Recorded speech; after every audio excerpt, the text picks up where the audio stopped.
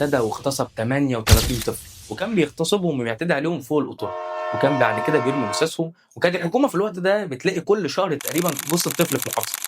وفي 2013 حصلت حادثه الطفله زينه اللي البواب وجارهم اعتدى عليها ورموها بعد كده من فوق المنشر.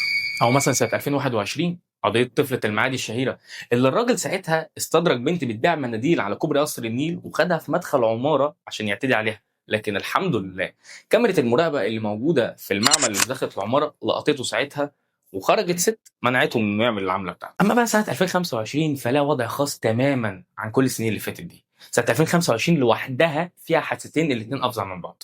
اول حادثه كانت الطفل ياسين اللي مدير المدرسه بتاعه اعتدى عليه بمساعده السكرتيره بتاعته.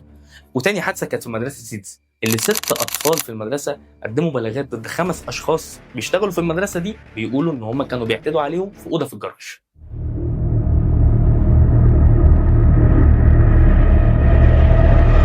اكيد بقى ان حاليا واحنا بنتكلم في اطفال تانية بيتم الاعتداء عليهم كتير جدا، بس لسه اللي بيعملوا كده ما اتكشفوش. مجلس